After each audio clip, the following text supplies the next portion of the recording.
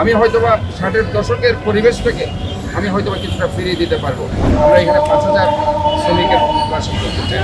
আপাতত তারা যদিও 3 জায়গাটা আমরা খুব সরকারে দিয়েছি, আমি চিন্তা করছি যে অল্টারনেটিভ কোনো জায়গা যদি আমি পাই, এই জন্য ইনফ্যাক্ট এই জায়গায় আছে। আপনারা দেখেছেন রেলওয়ের একটা বিশাল জায়গা এখানে আছে, কাজে আপনাদের অকেজ জায়গায় মানুষ দখল করে রেখেছে। আমি আপনাদের ভাইদের মাধ্যমে প্রশাসন এবং নতুন যারা রেলওয়ের জানাতে চাই, এই জায়গাটা যদি আমরা হতাশার জন্য পক্ষ থেকে আমরা নিতে পারি, এটা দরকার হলে রেলও রাখা এবং তারা এই জায়গাটা যদি আমরা তাদের জন্য দিতে পারি, তাহলে পরে এই যে রাস্তায় যেটা আমরা 3টার পর থেকে যেটা বসানো হচ্ছে ওটার বসানো তারা কমপ্লিটলি এখানে আসতে পারে। আমাদের আসলে অল্টারনেটিভ আরেকটি জায়গায় ইতিমধ্যে আপনারা জানেন আমি ট্রাই করে যাচ্ছি, সেটা হচ্ছে জৌরকার মার্কেট। আমি এদের সাথে কথা বলেছি, বিভিন্ন সময় কথা বলেছি, আমি তাদেরকে ডেকেছি এবং তাদেরকে কনভিন্স করতে চেষ্টা করেছি যে আপনাদের 800 দোকানদারের জন্য 3 থেকে 4,000 5,000 লোক আজকে বসতে পারছে না। এখানে নিচতলা একটা জায়গা, এটা 200 ঘন্টার একটা জায়গা। এই 200 ঘন্টার জায়গা যদি আমরা 20 তলা ভবন করে দিতে পারি, এটা খুব সহজেই সম্ভব। 200 ঘন্টার উপরে 20 তলা ভবন করা কি অসম্ভব কিছু নয়। এবং তাদেরকে আমরা বিভিন্নভাবে রিকোয়েস্ট করছি, তাদের 800 দোকানের পরিবর্তে আমি বলেছি তোমাদেরকে 1600 দোকান, দুইটা দোকান দেওয়া হবে। বাট আমরা এখানে 5,000 শ্রমিকের পুনর্বাসন করতে চাই এবং এটাও আমরা কথা চলছে। পাশাপাশি এটা এখন আমি কথা বলি নাই, আমি ওই দিন এমনি রেলওয়ে অফিস থেকে বলেছিলাম যে শহরের প্রয়োজনে আপনার কাছ থেকে আমি অনেক কিছুই চাইছি।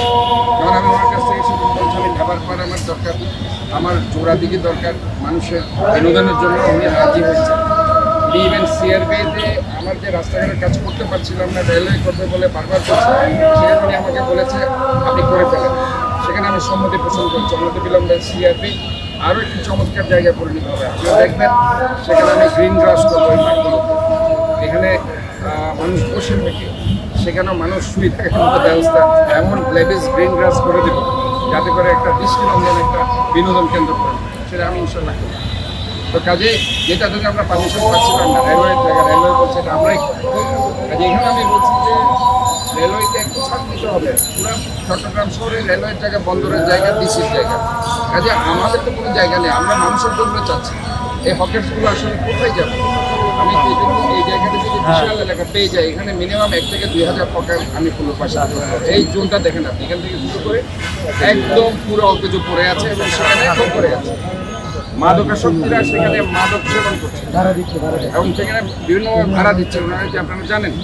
কাজে এই জায়গাটা ভেরি ইম্পর্টেন্ট। আমি মনে করি যদি হকার্সদেরকে আমরা খুব চমৎকারভাবে তাদেরকে আমব্রেলা শেড দিয়ে আমরা বসাতে পারি, দেখতেও দৃষ্টিনন্দন লাগবে এবং রেলওয়ে সেখান থেকে অনেক আদর্শ পাবে। আমি যেটা বলতে চাই সেটা হচ্ছে আমরা সবাই মিলে শহরটাকে একটা দৃষ্টিনন্দন করতে চাই এবং মানুষের বসবাসযোগ্য একটি শহরে পরিণত করতে চাই। কারণ 60-এর দশকের হয়তোবা জনগণ কম সংখ্যক শহর আমি পরিণত করতে পারবো না 10 লাখের শহরে।